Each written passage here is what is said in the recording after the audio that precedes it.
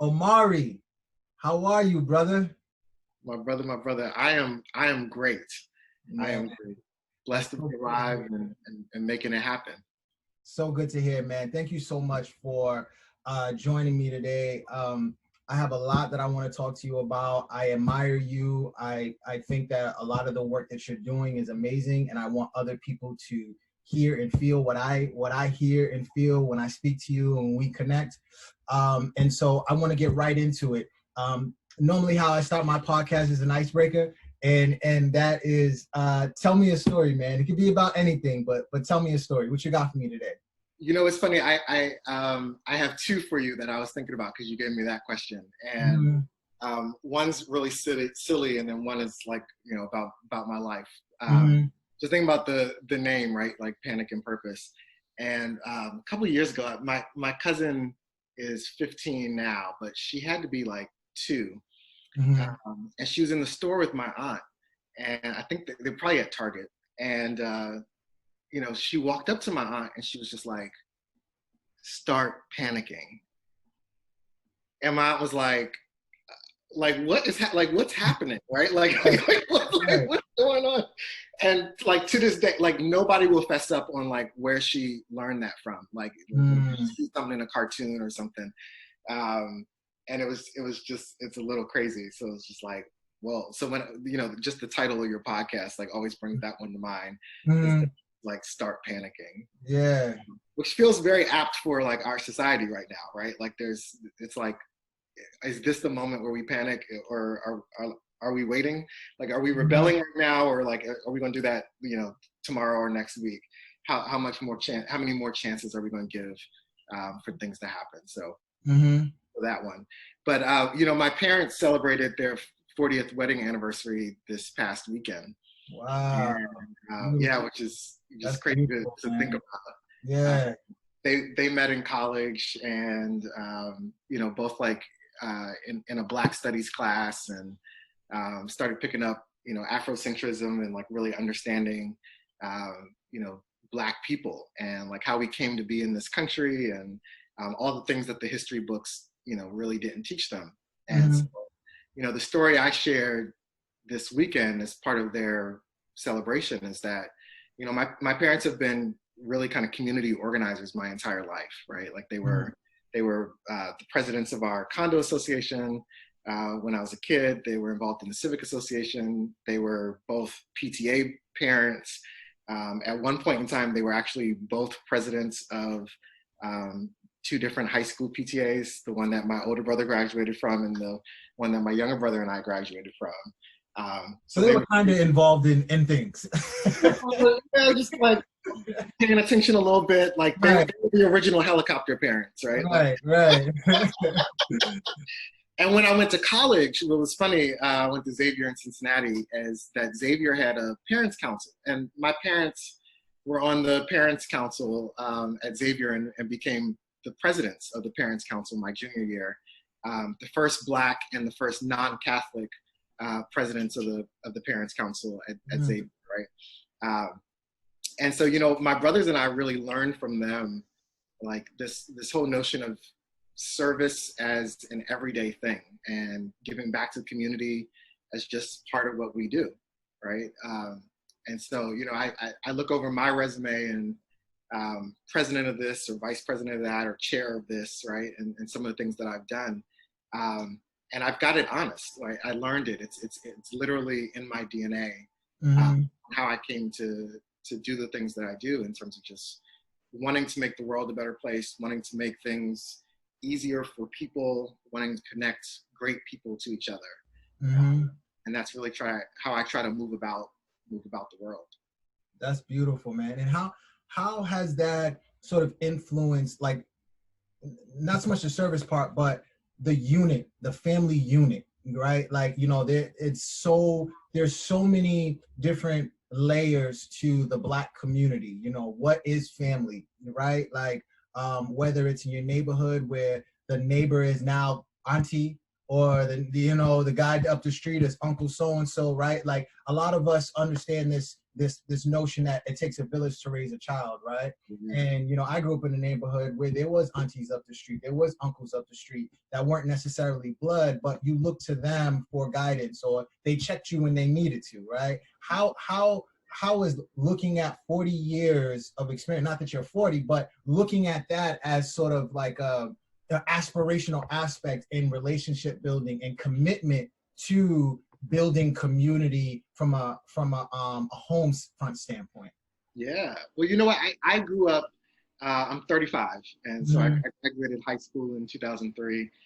And, you know, I grew up, I think, in the last vestiges of what was, you know, the community Mhm. when neighbors were neighborly, right? Mhm. And, Mhm. you know, just thinking about like the house next to ours, right? And their kids who are around the same age as us. Um, and Miss White, like her sister, was in the house that was 5 houses down, right? And so just as I think about the street, like we were allowed to be anywhere there, right? Like Mhm.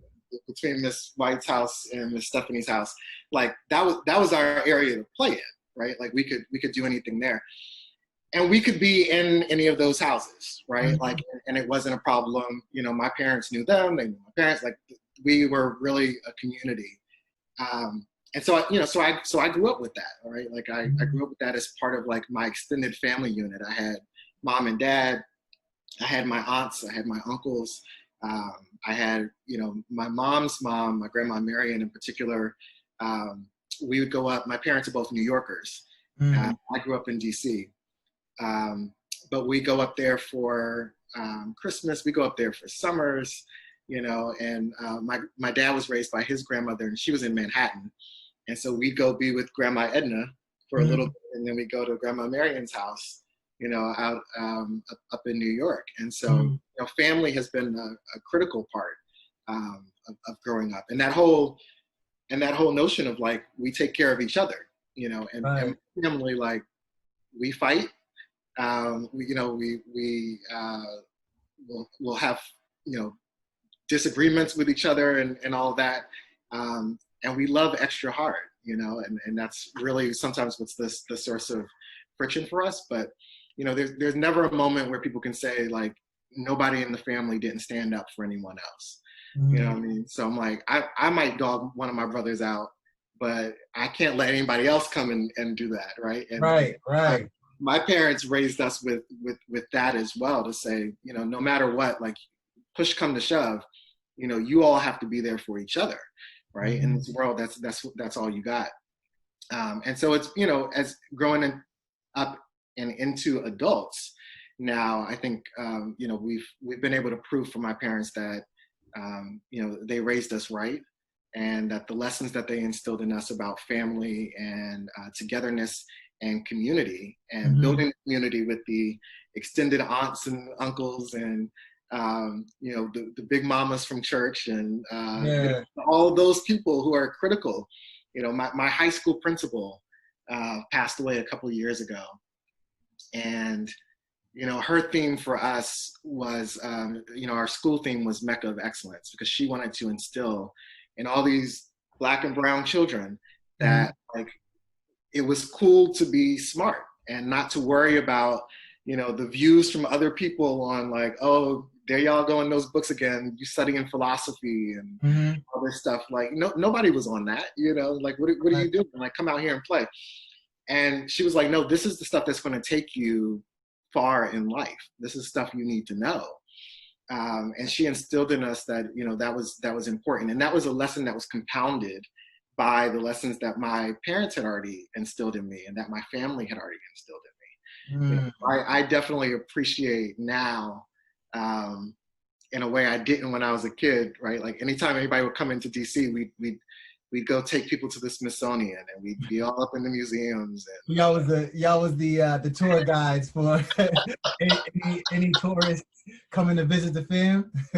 Like today, if you were in DC and you called me and you were like, "Hey, Omari, like I'm standing in the Air and Space Museum and I'm trying to find, you know, whatever," Mm-hmm. I can close my eyes and be like, all right, what you want to do is you want to walk up the staircase to your right hand side, and Oh go up in man. the balcony, and if you pass the B-12 stealth bomber that's hanging up there, right? Like hang a left and there's the men's room, right? Yeah. So you're a little bit familiar with I'm with familiar, the you know. touristy sites. Yeah. And Yeah. now I appreciate that, right? Like as an Yeah. adult, I didn't know this, my own privilege growing up, right? I didn't know museums cost money in other places. Like growing up in Mm-hmm. DC, because the museums are federal, you don't pay to go to a museum. You just go to the museum, right? You might have to stand in line. And I remember being in Cincinnati going to, when I was in college, and we had like a free weekend and, hanging out. I was Yeah. like, oh, let's go to the museum. We got to the museum. He was like $25 a person. I was like, what? Like, what is this? You pay for museums? And so here I am growing up as a kid complaining about being dragged down to the Smithsonian, Mm-hmm. right? Like, and then realizing that like that experience that I was having is so far apart from like, what most people were having in their lives, and having such and free access, to going all the time. Right. Right. So definitely appreciate that now as an adult. Uh, and any opportunity that I have to bring any of my mentees or any of the kids I work with or the kids from the church, right? Like to bring them, take them to a museum, bring them to the Museum of Science around the corner from me, right? Or the Contemporary Art Museum, or just any of them, right? Like just to get that exposure. Shakespeare in the Park, all of that. I love doing that because I did not realize how much that would shape and influence me growing up. And now I'm glad that I had those experiences. And so with those experiences, along with the family unit and the structure and the love and the support and just the embrace of your well-being growing up, how has that impacted or influenced your desire to build community, and how are you building community now? Yeah, what's interesting about it is like it's not a separation for me. I think like in the way that I was raised, the way you live your life is as part of the community, and you're building the community that you're in. So there's a piece of it that is like your own benefit, right? Like it's you go to like Hobbes in the social contract. I don't want to harm you because I don't want you to harm me, right? I'm building into a community where I want to live. I'm building into the life that I want to have, that I want to be part of, that I want to be around. And so, this notion of like life and supporting community have always been synonymous for me. And it's always been the same thing, because that's really the example that I had, with my parents.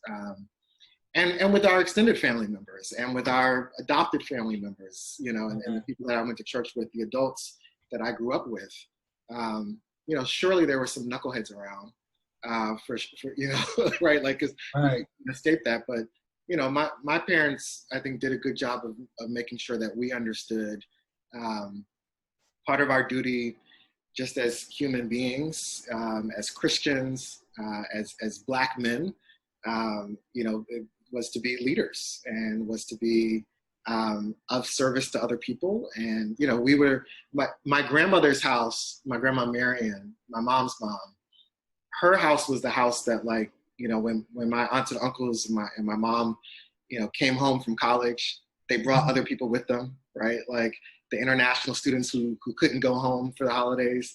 And, it's not like my grandmother had a mansion, right? Like, like, but it was like, her house became, and people would sleep in all corners of the house and all that. And they had food, and there was a lot of love there, and there was laughter, and there was joy. And it was a safe space. And, so my aunts, my uncles, my parents really modeled that, right? And so we're the house now that, people come to. If you don't have nowhere to go, you can always come to the Aarons house. And my brothers and I have replicated that now that, none of us live in the DC area anymore. So my brother in San Francisco, my brother in Atlanta, me in Boston, like our homes are the places where people are able to come and have respite and just, be able to talk and be able to share, and be able to dream. That's it. I feel like that's the baseline. That's the entry point to building anything, is love, right? Is love and acceptance, inclusion, and just feeling like your light's not going to dim by lighting somebody else's light, right? And I think that that's important, um, to have as a foundation, to have to build anything significant. And significant is not always about the size, right? It's about the impact. How are we impacting and changing the lives of the people that we come in contact with? And so, what are some of the initiatives or projects or programs that you've been involved in that you've been able to start with that entry point, right? With that as your sort of basis for even beginning a conversation in order to build for something positive in the community. Yeah, you know, it's interesting. I'll say I've been a beneficiary of people who have had this line of thinking, right? Mm-hmm. And so people who have started things before and been able to really adopt and be part of structures that other people have created. You know, December 2018, we started this work to bring the National African American Insurance Association to Boston. Mm. I'm actually like, you know, I work for an insurance company right now, but I'm not actually like a core insurance guy. Most of my career has been in HR. And, you know, I went to this conference because I was asked to, right? Like for this organization. And I said, well, you know, I'll go check this out. And the conference was in Atlanta, and going down there. Hey, you got to go to the A, man. I mean, like my brother was down there, you know, so it was like, right. I got a lot of friends down there, you know, so I was like, yeah, I'm gonna go hang out in Atlanta for a couple of days on a corporate dollar, right? Like, right. I can make that work in my schedule. Right. And, you know, and going there and just like the people that I met and just how passionate that they were about their work, about being professionals and being seen and validated in an industry where, you know, far too often Black people were not seen and validated in the spaces where we were, in the organizations that we worked for, and the work that they were doing to change that, right? And to really be able to add to that narrative in a different way, in a way that came from our voices and our perspectives. Mm. And, you know, at that point I had been in Boston for 2 years. And so, you know, I'm at this conference, I'm with all these stellar Black people. And I was like, why don't we have this, right? Like in the city where we have the largest racial wealth gap in the US, in the city that has this deep reputation for being racist, for being unfriendly to African Americans, continuing to rank in the top list for all of that. You know, like this is the type of thing that we need here. And you know, at that point, I was already a member for National Black MBA Boston. I'd done some work with NABA, the Black Accountants Organization in Boston. Was becoming familiar with NSBE. So there were a lot of groups here that were doing, you know, fantastic work. Was really excited about some of the work that was happening with the chamber. You know, but I was like, it sparked Boston, some of these other things. But I was going like, you know, I didn't want to just have another entity in the city that was just here to be here in name only. Really wanted to think about NAIA and NAIA coming to Boston as part of the solution to how we tell the story of what's happening in the city. And as much as we have some very real problems, like we have some very real problems in the city, we also have Black people here who are thriving. And this is also a place where we want to attract Black people who want to come and be part of the solution, right? Help us tell the story of a different Boston. Help us build the story, the aspiration for what being Black in Boston looks like. Help us make that a reality, right? Yeah. And so, you know, there's no U.S. city that's perfect. You know, when it comes to race, there's no like haven to move to. Even in the A, they got problems, right? Like right. as we're seeing play out in the news. If Brian Kemp think he's gonna come for Keisha Lance Bottoms, I want to see that on yeah. But you know, but you know, it's like I thought when we just, you know, started the steering committee and getting the work started to bring the NAIA chapter to Boston, that like we could be part of the solution for the insurance companies and the financial services companies that were in the area. And you know, we've been officially in existence since September 2019. I've done a number of programs pre-COVID. And we're one of the early groups to jump into, you know, doing the webinar thing once COVID hit. So I feel really good about, the progress that we've made. I started my career in retail, and uh, so when I came, to Boston and started working for an insurance company, I was like, I don't know, insurance isn't all that sexy. It's not all that, Yeah. interesting, right? Like in the same Right. way. And what's been interesting for me over the last 4 years being in that space is that insurance is something that touches everyone's life, right? Like insurance touches every aspect of everything that we do. Mm-hmm. And so, just by its very nature, it's required as a career, as an industry to like stay on top of things that are coming next. Um, and so, what gets interesting is like when you think about insurance, you don't think about HR people, you don't think about IT people, you don't think about diversity, inclusion, social justice experts, or people that run foundations.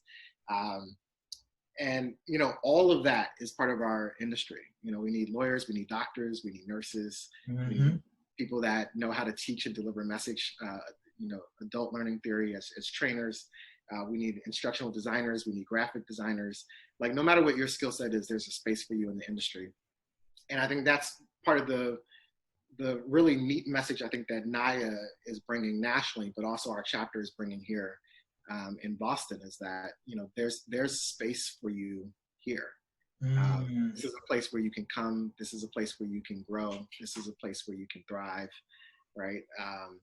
And so it's been interesting and humbling to be part of that.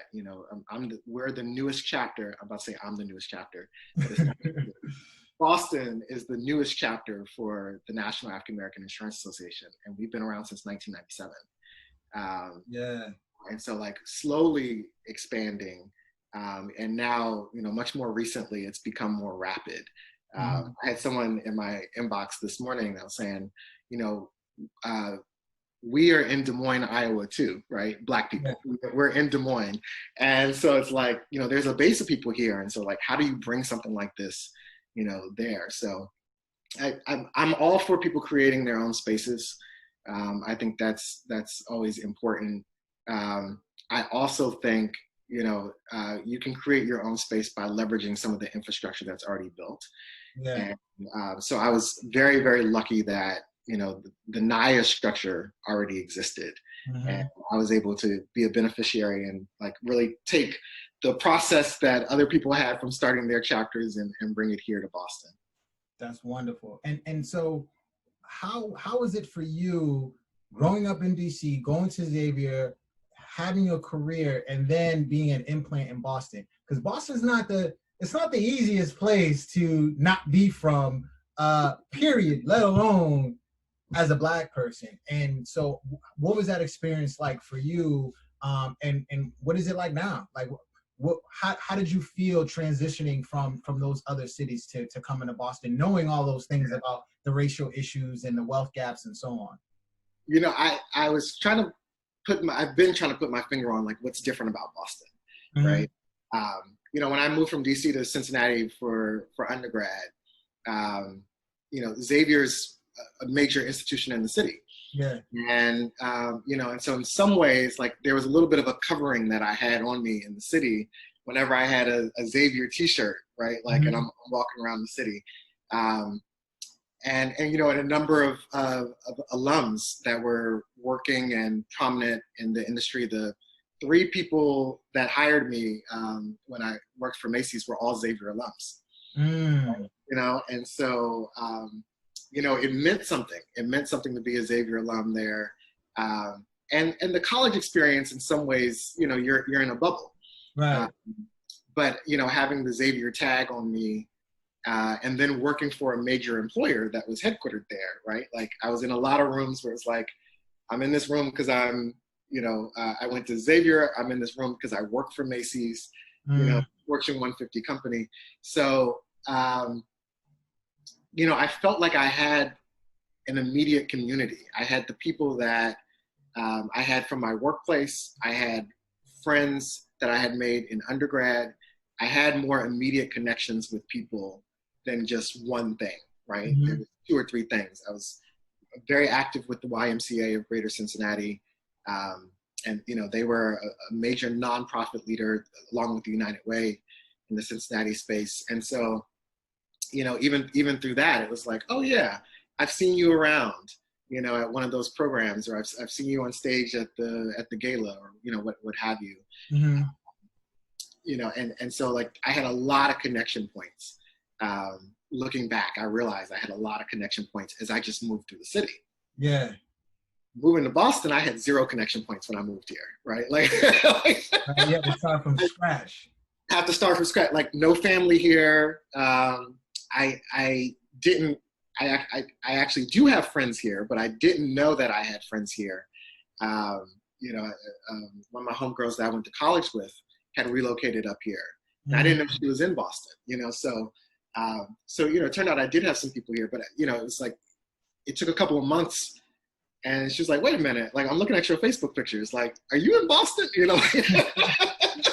old Facebook, right? Good old Facebook. She's like, how come you didn't tell me you were here? And I was like, I didn't know you were here.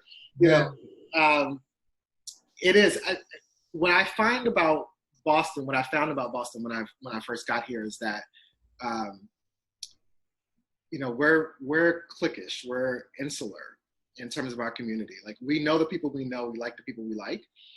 And, it takes a minute as an outsider, right? Like, coming into the space to be able to meet the right people. And it's once you meet, 1 or 2 people and they decide, all right, you're cool, they start introducing you to other people. And that's really what becomes your ticket. Yeah. But, that initial process of trying to meet people, trying to get out, right? Like, when I first moved here, I had like no social calendar. Most of my social time was like I was on the phone talking to people, or I was Facebook chatting, and all that stuff, right? Yeah. Staying in touch with friends other places, and I spent a lot of my first summer here traveling outside of Boston, right? Back to Cincinnati, down to DC, Chicago for a family reunion. So there was a piece of it where when I look back, I was like, did I give Boston enough of a chance early on, and would I have been acclimated sooner if I, had stuck around a few more weekends? But it wasn't until it was my church community. So my church community in Boston is one of the things that like really anchored me here. So I had the family that was emerging from my work community, and then the family that I got from the church community, and the two together is really what grounded me here, and that's enabled me to really find other communities. But once I had some like connection points to lock in, that was essential. But my dad, I was when I was moving here and deciding like which job offer to take, I was very, very fortunate. I had 3 job offers, and that I got around the same time. And so it was like, where are we going to Minneapolis? Are we going to Boston? Or are we going to New York? Right. And, and my parents were like, it's your decision, right? Like, it's your life, right? Like, we support you, all this stuff.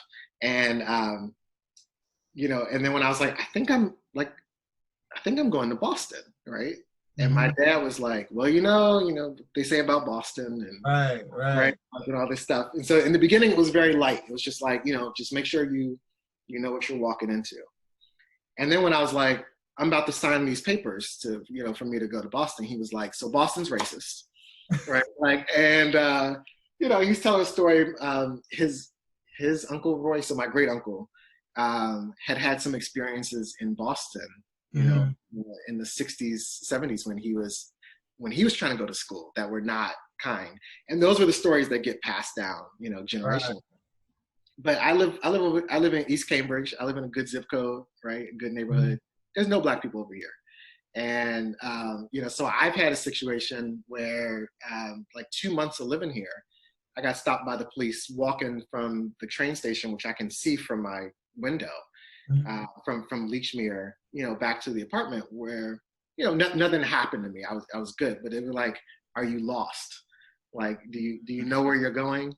Right. And, I think for the officer who was rolling through, it was like, we don't see any brothers in this neighborhood, right? Like, went over. And it wasn't confrontational or anything, but it was one of those moments where I was like, that let me know I didn't really belong here, right? Like, Right. didn't seem like I belonged here. And since then, it's gotten better. We've built some new buildings. There's now like 4 or 5 of us. In Yeah. this area. Right. Right. So when you talk about building community or finding a community, in the midst of being one of the few or the only, we connected through a mutual program called Lead Boston. Not, Mhm. we connected via social about whether or not you should even pursue that opportunity. Yep. And I highly recommended it. And so now I'm curious as to, one, why you chose to even explore that opportunity, and what has it been like for you so far through the program from a standpoint of expanding your network, learning more about the city, and what you plan to do with this new network, with this new community, as you're still sort of navigating a new city. Yeah, that's a big question. I for me, one of the, actually exactly what you just said. Um, I knew I was still new to I'm still new to Boston, right? Like, I've been here 4 years. I don't think you can say you're not new until you've been here like 20 years. So, Right, right. um, and so like I'm still new to Boston. I knew some people. I've met a lot of people in the city through my work, but I knew there were many more people I didn't know. And I had a maybe a little bit deeper than surface understanding of some of the issues that were happening in Boston and some of the history around them. Like, how did this reputation that Boston have come to be? Um, and so I understood some of that. I had done some of my own research. I had had conversations with people before I came here, but especially when we knew that the NIA Boston chapter was coming, and the group had asked me to be the first president. I said, all right, in order for me to effectively operate in this landscape and to ensure that NIA Boston itself could be effective as an organization, I really have to do some work and make sure that I have the lay of the land. And I need to know what's happening in the city. And, so I reached out to you, on that tip of like, all right, I was looking at a couple of different programs, all of which are great, right? All of which are great. And, really between like the partnership and Lead Boston, and know a lot of people that have been through the partnership. At some point, I'll be a partnership alum as well, I hope. Yeah. But I said, for the work that was thinking about doing, and what I could see coming in terms of what we were doing with NIA Boston and what NIA Boston would need, I was curious about whether Lead Boston would be the right program, and it has been. And I was saying to you the other day, right? Like, that first conversation we had, in the coffee shop, and I was like, give it to me real. Like, I've been through the diversity, inclusion, leadership, excellence, programs before, where it's very light, it's very fluffy, and it's like, oh, look, we have some Black and white people in the room together. Like, aren't we great? And, I was not interested in spending any time doing stuff that was only for, Photoshop opportunities. And so that was why I initially reached out to you, was like, is this real or not, right? Like, it's worth 10 months of my life, with all the readings and all the things, all the speakers, all the work that you have to do. Yes, time invested, for right? sure. Yeah. And then getting my company to pay for it as well. It's and it's been a great journey. Like, I'm learning a lot, and I think we're growing together as a group. I think we're down now to like maybe 38 of us, but we're challenging each other. It's been interesting. We've, some people in the group have had issues, how we've rallied around people, to find ways to be able to support them. Yeah. Great, I think, at connecting each other with resources, being able to talk very openly, transparently.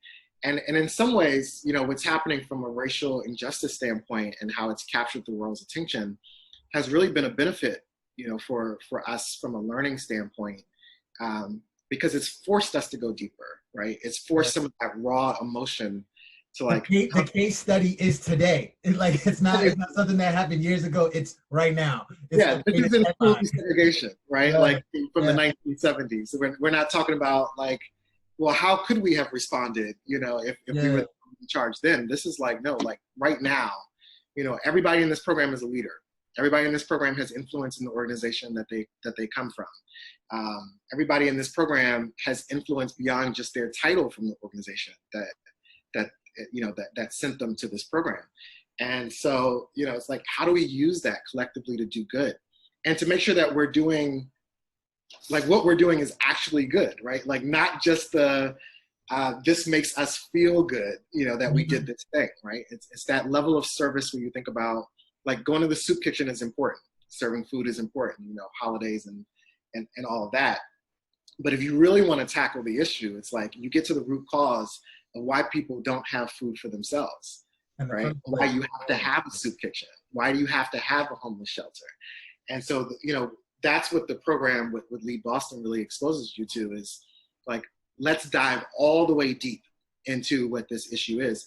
And as part of it, as you know, at the end of it is there's a leadership commitment. And so our class is talking about what our leadership commitments are. And each person commits to being able to do something, to providing a solution in the space, to help make the world a better place, in a real way, not in this like, I'm going to organize a diversity career fair or something and call that done. But like, Yeah. let's go and do something meaningful, significant that becomes sustainable, and really helps change the narrative, in the city of Boston. So I'm thinking about what my commitment is. And, for a while I've been interested and I'm have some conversations coming up. I was the chair of our Black Employee Resource Group Mhm. at my company. And, in that work, occasionally we would partner with other groups, like talk to the folks at State Street, talk to a lot of folks in the other companies in the area. And, we collaborate on some programs for Black History Month and Mhm. all that, right? Like, or if you need some sponsorship dollars to do a thing, they'd be like, hey, can you give us 500 to do this thing? So like we do all that. Um, and I've been thinking about and kicking around for a while this idea of like, if we all came together and tried to focus on something, right? Like, you take the organizations like NIA, like National Black MBA, like NABA, like, right? And then you take NAACP, Urban League, right? All of them. And then you take all the corporate, employee resource groups and their leaders and say like, what can we tackle together Mhm. to really, change this narrative in Boston and really leverage the resources that we have as corporations to be able to do that. So it's an interesting time because, there's 2 funds set up for racial equity right now in the city of Boston. There's a lot of attention on this. A lot of companies are announcing plans uh, Yeah. for what they're doing. And so, I think part of where I'm heading, I think with my commitment is how do I pull people together and help ensure that we're part of the solution and that we keep it going, right? Like, Mhm. too often our attention span on issues, particularly around race, is very short. It's Yeah. a cycle, right? And then it goes. This one feels different to me. It's like we've seen something collectively that we can't unsee.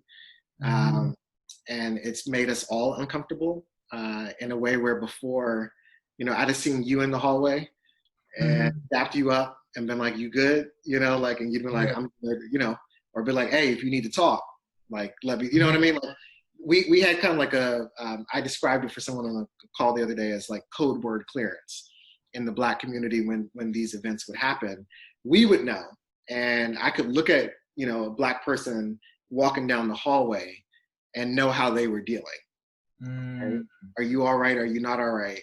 And know whether or not I was the right person to be able to come talk to you or not, right? Mhm. But many occasions, like I might have a conversation with somebody, I run back to my desk and I'd be like, hey, I need you to pick up so-and-so later today. They're not doing well, right? Like, and so now like the world has been invited, in some way invited themselves into these conversations that we used to just have with each other. And so I'm curious about what the lasting impact of that is. But I think, having a group or at least some conversations together will lead to some action to ensure that it is sustainable and that it goes beyond just this one moment and really becomes a movement. That's wonderful. And so, from your perspective, growing up, how you grew up with the love and the support, and then entering the corporate world as a Black man, how has that been for you? Because I feel like you could go either way. You could be incredibly tainted and, resentful and angry because this is the reality of the world. It's almost like you're in a bubble in this area, neighborhood of love and support, and then you go out to the wolves. But it seems that you've been resilient and been able to push past that despite being Black in America, Black man in America. How is it? What's your experience now navigating the corporate worlds, in an industry that is massive, one, and doesn't have many people that look like you too, right? And you even admit it to yourself, insurance is not the sexiest sort of, occupation to be invested in. And so how have you dealt with that, over these past couple of years, now that you've transitioned out of retail and now into insurance? Yeah, it's a great question. I'm the thing that I'm grateful for about my parents is, my parents didn't sugarcoat things for us, right? For my brothers and I. And, so we were watching Eyes on the Prize when we were like 5, right? Like, just like, right. We go to the museum, we learn something, and come home and we, have to write an essay or something and fill out some paperwork. And, and my mother would be like, well, that's not actually how that happened, but, you can go fill this, complete this assignment to the degree that you're going to get the A, in class. But here's the real education right here. Go get the book off the bookshelf, right? And we're going to crack it open together as a family. And so as much as they did, their best to provide a life for my brothers and I growing up, where we were not experiencing society's ills, they also made sure that we were not ignorant of society's ills, right? And so, I appreciate that now growing up, because it wasn't a total shock going out, right, into the world and being like, oh, it's not all Black everything, right? And, having grown up in the chocolate city.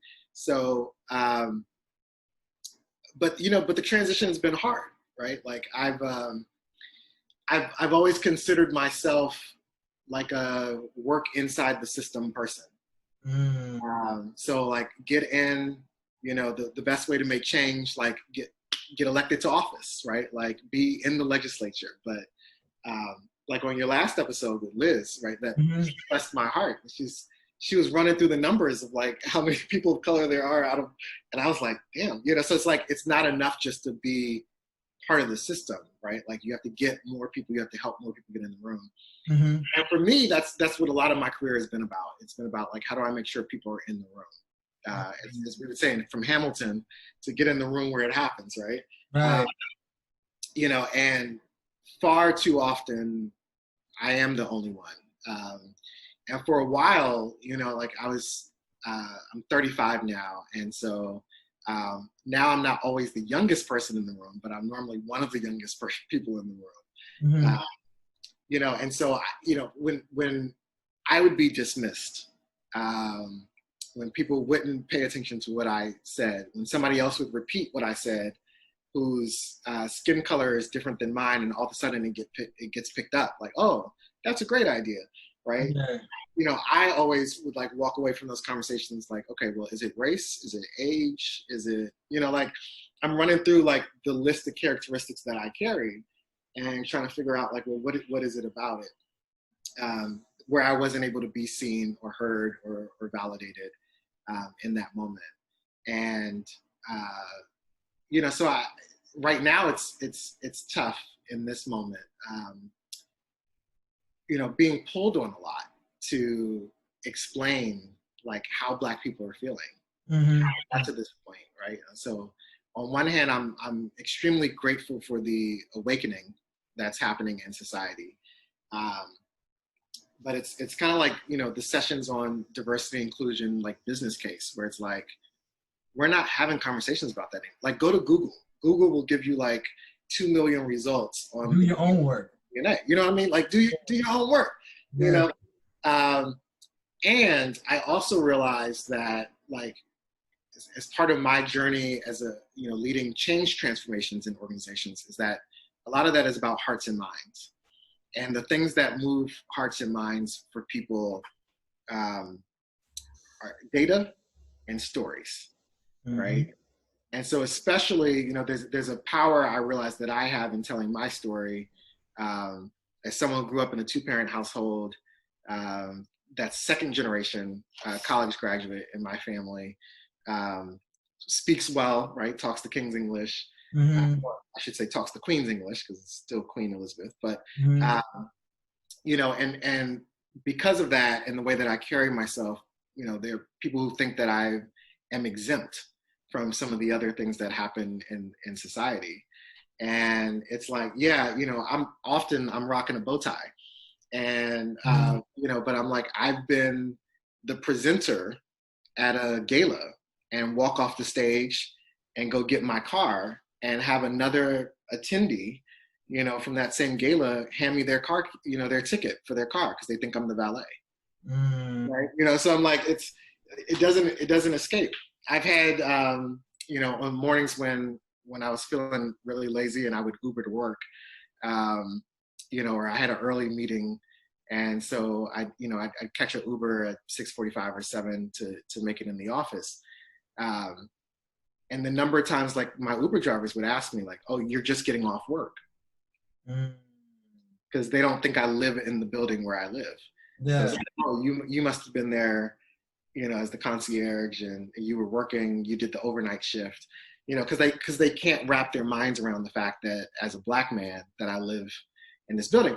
And so then you get into that whole conversation where you're riding. I'm like, no, I live there, and it's silent for a minute, and they're like, so what do you do? You know, like, not skeptical though, but like that has a skeptical tone to it versus a genuine curious tone to it. It feels like. Yeah.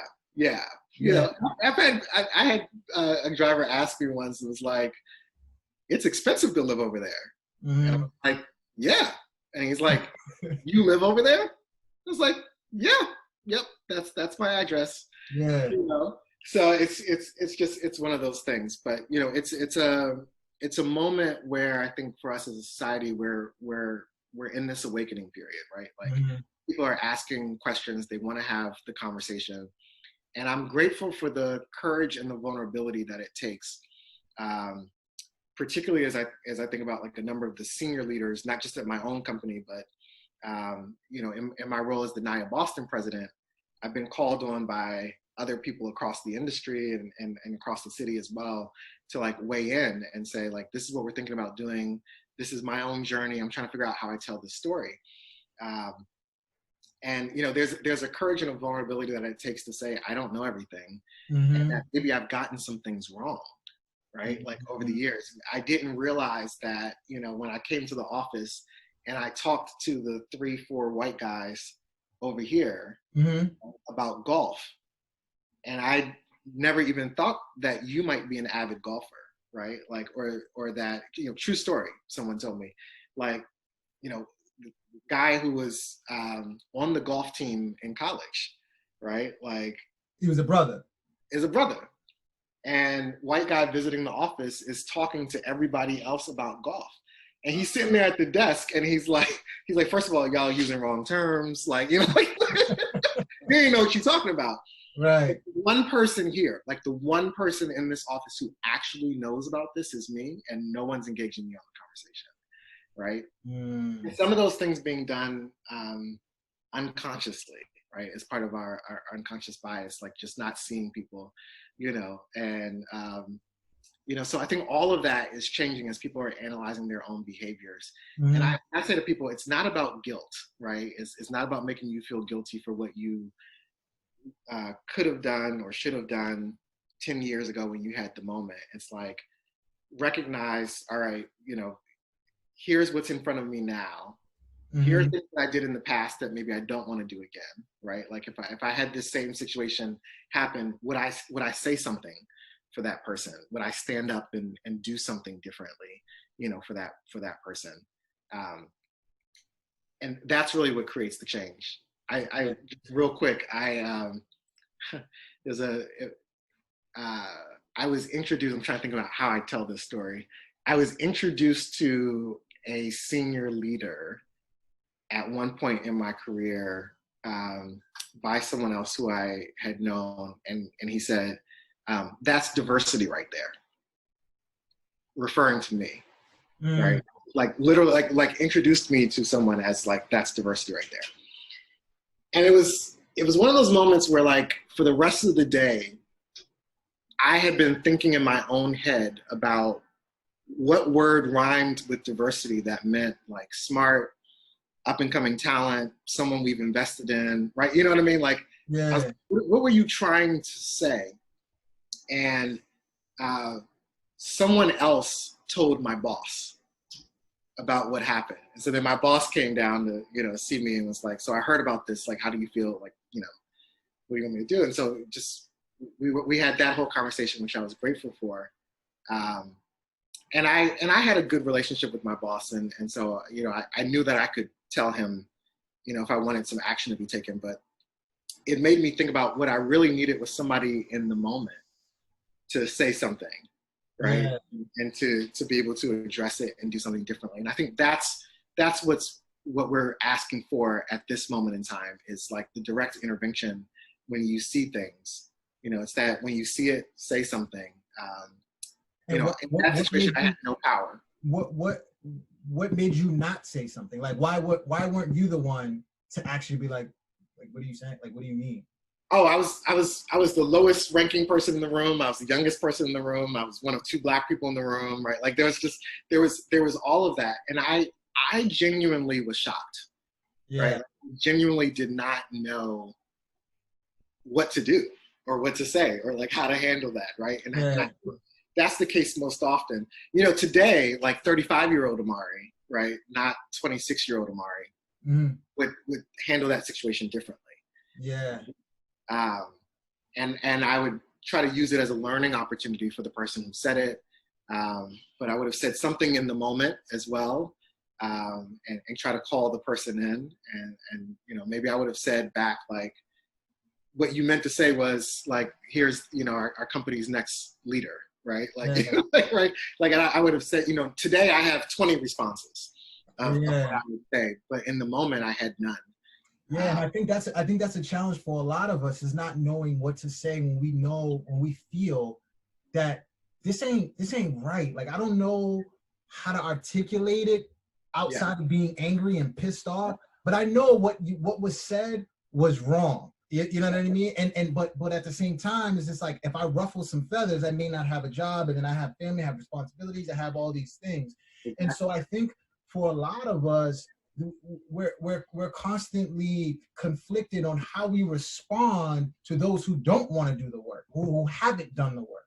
Yes. Right? It's because like you, 35-year-old Omari, would have responded in a way that is maybe not angry, but you would have found a way to educate that person on why what they said was wrong, versus a woke 26-year-old Omari would have responded with anger and maybe could have jeopardized, your job. And so there's a level of, I think there's a level of finesse that has to be considered, even when we're trying to hear each other's stories, for white people and for Blacks, right? Like in the example that you talked about with the golf conversation, right? Is like, how are those white guys supposed to know that this Black guy in the room was an avid golfer or had golf experience? Like, at what point in their dynamic was he ever supposed to understand this person's lived experience? Right? So there's a level of finesse that you even have to even engage in a conversation where you have the opportunity to learn that about somebody. Yes. You feel what I'm saying? It's not to say that what they did was right, but my question then is that how are they supposed to know?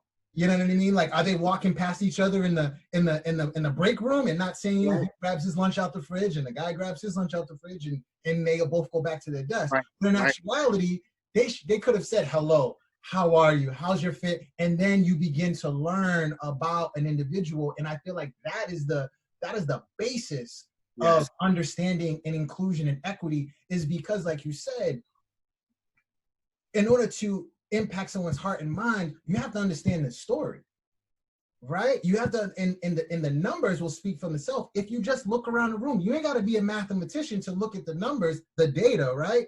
And right, sit right. in the office and be like, okay, there's 50 of us and 2 of them. So that's the numbers for you. Let me have an opportunity to get to know this person. But in getting to know this person, there's a level of finesse that you have to have without offending this person, or the Black person or the person of color has to be open enough to want to disclose certain things to, Yeah. to even be known, right? Because a lot of us are just like, I ain't messing with them white folk. Like, I'm just trying to get my check. I'm just waiting till 5 o'clock. I'm trying to get up out of here. You know what I mean? And so how do we begin to have those conversations to not have those emotions or not have those experiences where we're feeling left out blatantly, you know? It gets interesting because, like, you think about that example, it's like, how did the manager know that the white guys in the office liked golf? Right. Like, it was the manager who just brought it up in conversation and the guys responded. Mm-hmm. And so, what we've been talking about in terms of workplace culture is like having this whole environment where you get to bring your whole self to work, right? And Mm-hmm. like getting to know people around you and to know their stories, and especially if you're on the team. This person wasn't a new person, right? And so it's like, hey, I've worked in this organization for a while, and so it was like, did the rest of you know that you all were golfers because y'all go golfing on the weekend together, right? Like, and so there's social exclusion that's happening there as well, right? Right. That's why that you share this love. And at some point in the years in which they had worked together, just a few more questions, an opportunity over lunch to get to know, or a happy hour opportunity, right? I think part of the challenge is, for what I see one of the main challenges being this notion of like trust. And can I lower my guard with you? Can I be real with you, right? Can I, if I start actually talking about my family situation and what's going on and the things that I'm going through, can our relationship handle that? Are you going to use that against me? Are you going to sabotage me, in a meeting or something, right? And and I think that's part of, like, we have to get to know each other, right? Like, it goes back to this, our original part of this conversation around building community. Like, it's important for us to build community in the workplaces too, so that we know each other. And how different that person's experience would have been, the Black man in that particular conversation, if one of the white guys who was engaging with the visiting boss had said, oh, well, Jay played golf in college. Like, he's actually the expert here. Right? And like, how different that whole experience would have been, for everyone involved, but especially for the Black man who was in that conversation. Or had it not been golf and it had been about basketball? Well, see, now, then you get to this, right? Because if it had been a conversation about basketball, right, and this guy, I think, is probably like your height, right? And so it would have, the expectation would have been, well, of course you know about basketball, right? Right. So you have to be careful about their stereotypes. Right? Like, it's a certain cultural competency and humility and finesse that you have to have in order to have a fruitful conversation where you're genuinely curious about the human being and not trying to be inclusive in a way to check a box. Well, I asked them, you know what I mean? Well, I tried to say something, and how it came out was just completely wrong. Yeah. And so with that being said, as you leave the corporate realm from this conversation standpoint, we now enter back into the city. there's so much that's happening. You talked about, you know, racial inequity funds being in the city of Boston, and, you know, all these things that are happening in the city. What is your thoughts about the symbolism that is happening in the city? For example, like the BLM mural in Nubian Square. Like, do you think that impacts sort of the things that are not so easily seen? Like, because we can see a huge mural on the streets, but how does that actually impact the behind the scenes work that you're trying to do with, you know, organizations that you're a part of? Yeah, you know, so symbols are important, right? Like Yeah. in terms of culture, we think about, like, I got Bunker Hill Monument out this window, Mm-hmm. right?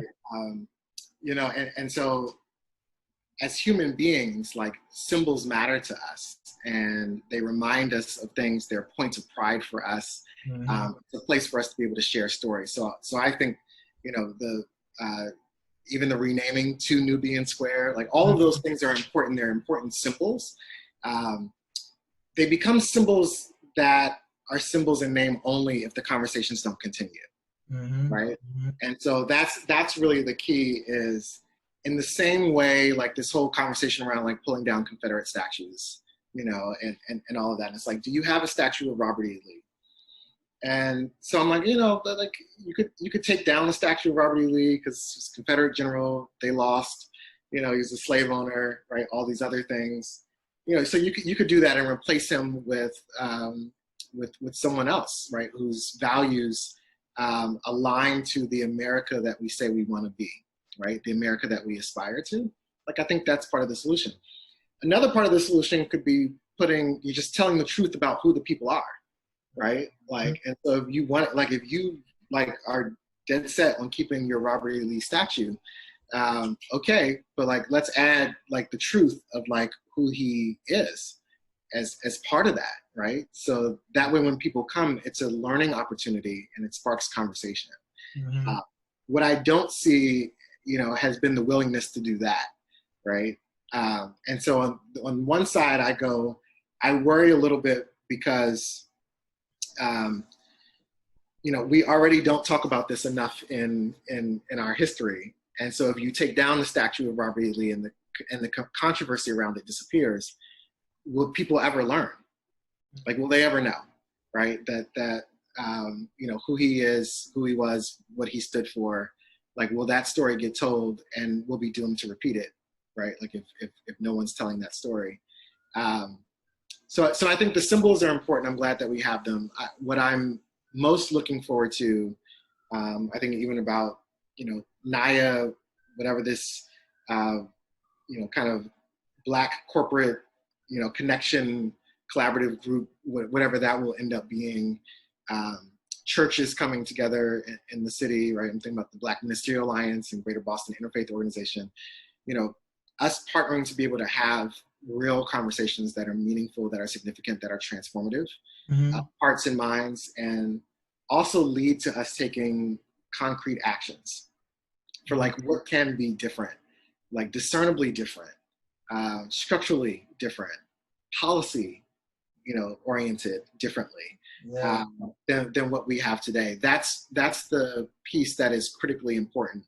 You know, what we're teaching kids in school, and providing opportunity for kids to be able to get to know each other from kids from other neighborhoods, right? Like, the legacy of redlining practices on why there are Black neighborhoods and there are white neighborhoods, right? Right. Or as we would talk about in the American, you know, spirit, like, there are neighborhoods and there are Black neighborhoods, right? Mm-hmm. You know, and so it's like, these things are real, you know, and so, you know, if we want to create a world where, you know, we can be judged on our own merits and not for the color of our skin, not for our gender, not for sexual orientation, right? Like, not for any of the different dimensions of diversity that we carry. How do we start building and living in a society where there's access to be able to learn about each other and to be able to tell each other stories, you know, in a way that's safe, Mm-hmm.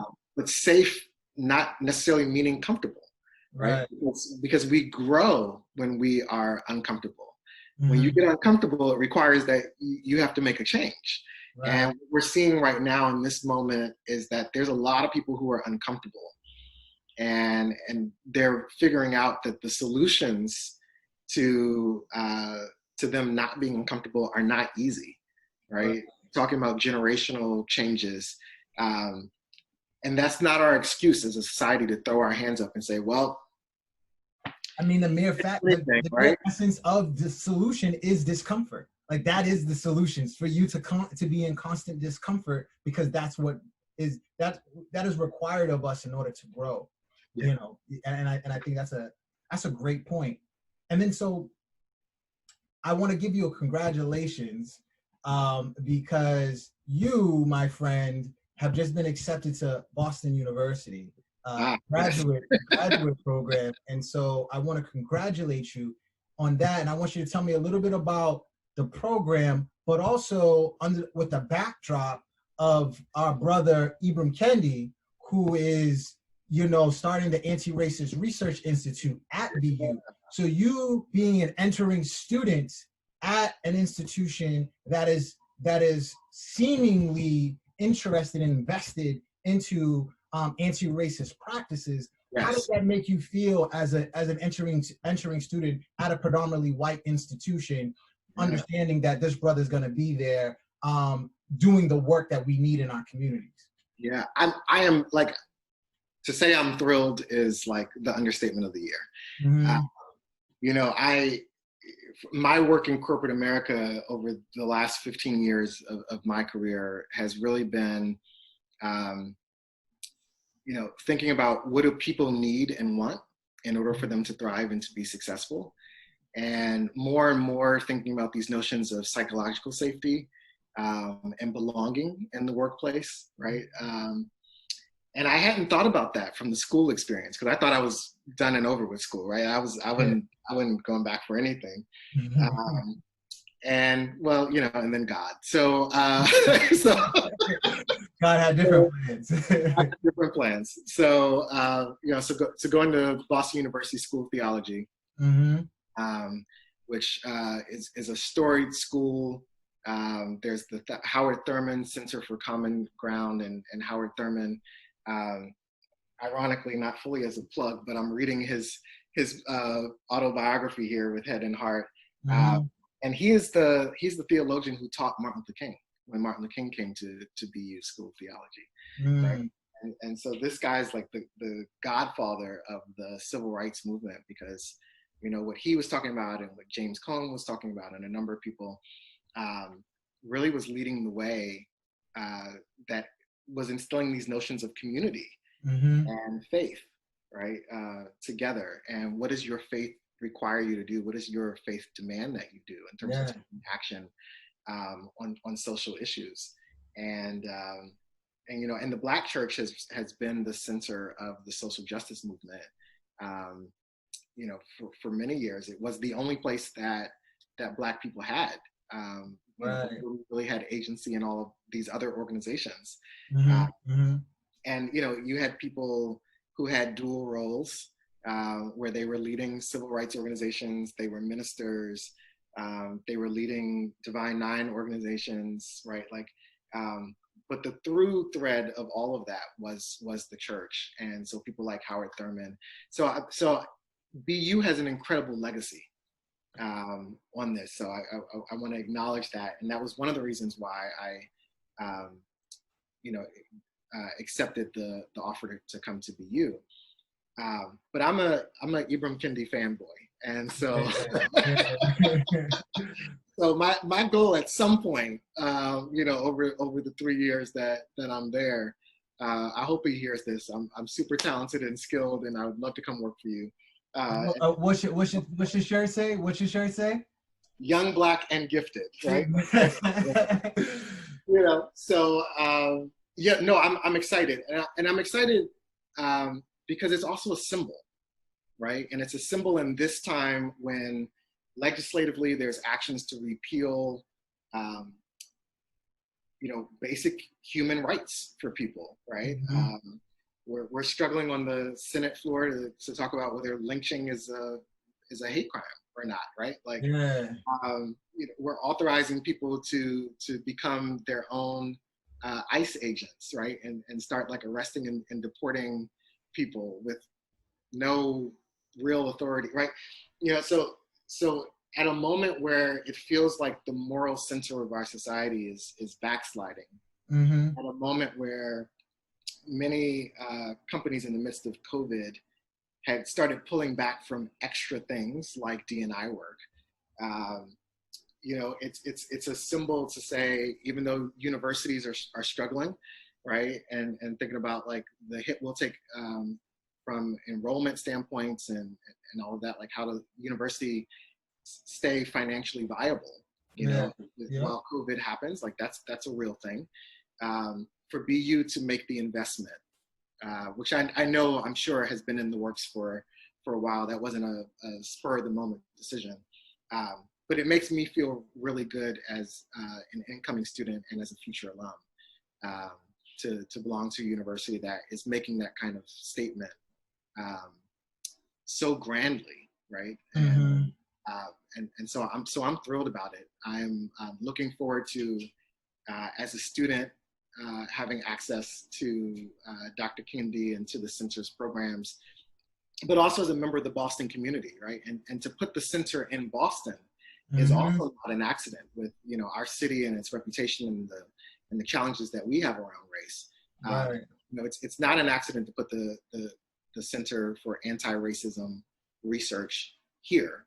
And so I really hope that it will be more than a symbol for the city of Boston, but it will really be something that will help us transform, as Mayor Walsh has talked about his vision for, which he's and come under some fire for as well, but his vision of making Boston a racially just city and a model for other cities in terms of what racial justice looks like.